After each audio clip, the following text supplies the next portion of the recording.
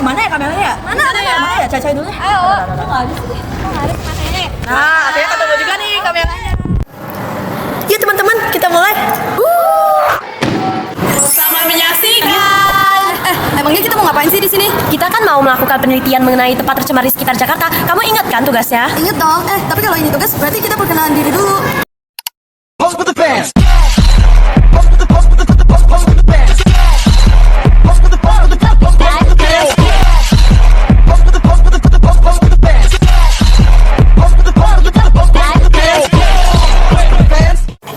BTW, kita kesana mau naik apa? Naik mobil aja yuk. Jangan, mendingan kita naik Transjakarta aja. Hitung-hitung kita mengurangi polusi udara loh. Jadi kita bisa berkontribusi dalam meminimalisir bahayanya. Hah, polusi udara? Apaan tuh? Halo guys. Fania. Ya, polusi udara adalah gas dan partikel yang dikeluarkan ke atmosfer dari berbagai aktivitas manusia seperti pembakaran bahan bakar yang tidak efisien dan pembakaran terbuka limbah sisa pertanian atau perkebunan.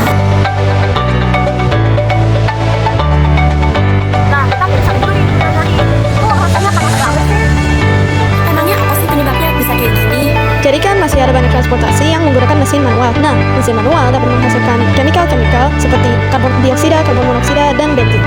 Polutan yang terkandung adalah karbon monoksida atau CO, nitrogen dioksida atau NO2, klorofluorokarbon atau CFC, sulfur dioksida atau SO2, hidrokarbon atau HC, benda partikulat, timah atau PB, dan karbon dioksida atau CO2.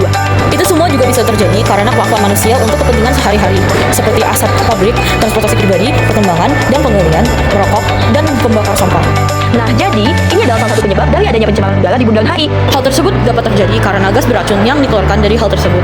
Wow, banyak sekali zat-zatnya. Aku aja baru tahu polusi udara bisa segini berbahaya. Bagian berbahaya itu tidak dapat negatif kan? Tentu saja. Sini, aku jelaskan. Dalam aspek kesehatan, banyak orang mendapatkan penyakit paru-paru seperti kanker karena adanya asap di lingkungan sekitar mereka. Dalam aspek ekonomi, banyaknya orang sakit dapat pergi ke rumah sakit, sehingga biaya rumah sakit dapat ditingkatkan dan menyebabkan kebangkrutan. Dalam aspek sosial, yang dapat terjadi adalah pertama, penurunan kualitas hidup. Yang kedua, ketidaksetaraan sosial. Dan yang terakhir, penyakit yang mengarah pada ketergantungan sosial. Salah satu dampak positifnya adalah menurunnya akses ke fasilitas kesehatan dan juga program pencegahan penyakit yang dapat mendorong kesadaran akan gaya hidup sehat dan mengurangi resiko adanya penyakit. Melestarikan tradisi dan budaya lokal melalui acara atau pariwisata yang juga mendukung pendapatan ekonomi, serta memperkaya pengalaman, meningkatkan pemahaman, dan membangun toleransi antar kelompok. Salah satu dampak positif adalah meningkatkan perekonomian dengan menciptakan lapangan pekerjaan baru, menarik investasi, dan mendorong inovasi. Pembangunan infrastruktur yang lebih baik memperbaiki koneksi antar daerah yang membantu aktivitas ekonomi. Yang kedua adalah meningkatkan kualitas hidup dengan memberikan akses yang lebih baik ke pendidikan dan kesehatan. Program ekonomi yang membantu mengurangi kemiskinan dan meningkatkan taraf hidup. Inisiatif sosial juga memperkuat rasa kebersamaan dalam komunitas. Cara mencegahnya adalah gunakan transportasi umum. Dalam menggunakan transportasi umum, kita dapat merendahkan tingkat polusi karena transportasi umum dapat digunakan dengan banyak orang dibandingkan transportasi pribadi seperti mobil dan motor. Akhirnya kita sampai juga di semuanya. Pencemaran air adalah masuknya zat atau bahan berbahaya ke dalam air sehingga kualitas air menurun dan tidak bisa digunakan dengan baik. Wah, airnya kotor banget ya. Bahkan semuanya keruh dan bau sekali. Ada banyak tumpukan sampah. Kok bisa kayak gini sih? Nah, sebagai informasi, pencemaran ini sebagian besar disebabkan dari limbah domestik seperti minyak, kegiatan mandi, deterjen dan sabun bekas cuci baju, serta pembuangan tinja ilegal, di mana tinja manusia mengandung bakteri fecal coli. Pencemaran ini juga dapat terjadi akibat kegiatan industri, di mana limbah pabrik tidak diolah dengan baik, bahan organik berlebih atau BOD dengan kadar lebih besar daripada 20 mg per liter. Ini juga bisa terjadi akibatnya 1. Kurangnya infrastruktur pengolahan limbah, 2. Eksploitasi air tanah berlebihan yang menyebabkan intrusi air laut dan menurunnya kualitas air tanah yang semakin memperburuk kondisi air sungai. Penggunaan pestisida dan pupuk kimia pada sektor pertanian, pembuangan kotoran ternak dan sisa pakan ternak, hingga kebiasaan membuang sampah sembarangan. Itu semua merupakan penyebab dan alasan utama pencemaran itu terjadi. Wah, banyak banget ya penyebabnya. Arlin, ada polutan apa saja sih yang ditemukan dalam pencemaran tersebut? Ada logam berat seperti timbal, merkuri, dan kadmium. Lalu ada juga amonia atau NH3, bakteri fecal coliform, dan senyawa organik berbahaya seperti pestisida, deterjen, dan lain-lain. Dampak negatif dari pencemaran air tentu ada banyak dan sangat merugikan. Dalam aspek ekonomi, yang pertama adalah kerugian di sektor perikanan dan pertanian, karena dengan matinya ikan-ikan dan rusaknya lahan pertanian akan mengurangi hasil produksi. Yang kedua adalah biaya pengolahan air yang meningkat. Akibat air yang tercemar, pemerintah dan masyarakat harus mengeluarkan lebih banyak biaya untuk memperoleh air bersih, karena harga air bersih yang semakin meningkat seiring kelangkaannya. Yang ketiga, penurunan pendapatan pariwisata. Dan yang keempat, menurunnya produktivitas kerja, karena penyakit akibat pencemaran air dapat menyebabkan penurunan tenaga kerja yang sehat dan produktif. Dalam bidang sosial, 1. Krisis air bersih. Kesulitan mendapatkan air layak konsumsi meningkatkan ketimpangan sosial dan memperburuk kualitas hidup masyarakat. 2. Meningkatnya konflik sosial karena perebutan air bersih. Menurunnya kualitas hidup. Pencemaran air berdampak pada kesehatan dan kesejahteraan masyarakat, terutama di daerah perkotaan dan permukiman kumuh. Dalam aspek kesehatan, 1. Menyebabkan penyakit berbahaya. Air tercemar ini dapat menyebabkan penyakit seperti kanker, diare, hepatitis, dan kolera, dan terdiri dari bakteri, virus, dan zat beracun. 2. Gangguan pertumbuhan anak dan masalah perkembangan fisik. 3. Penurunan kesehatan mental yang dapat meningkatkan stres, kecemasan, dan beban mental masyarakat. Selanjutnya, ada juga dampak positif dari pencemaran air. Dalam aspek ekonomi, ada meningkatkan inovasi dan teknologi pengolahan air limbah dan penyaringan air. Kedua, membuka lapangan pekerjaan dan peluang di sektor pengelolaan limbah, sanitasi, dan perbaikan lingkungan. Ketiga, meningkatkan kesadaran bisnis ramah lingkungan dan berkelanjutan. Dalam aspek sosial, 1. Meningkatkan kesadaran masyarakat. 2. Mendorong partisipasi sosial. Masyarakat lebih aktif dalam gerakan lingkungan seperti kampanye, kebersihan sungai, dan daur ulang limbah.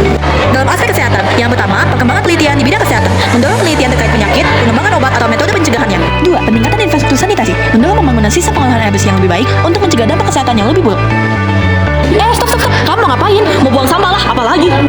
Davika, tahu gak sih, buang sampah sembarangan itu dapat menjadi kebiasaan sehari-hari dan juga dapat menyebabkan adanya pencemaran air. Bahkan, air yang kamu gunakan untuk mandi, minum, dan lain-lainnya berasal dari air kotor, namun sudah difilter.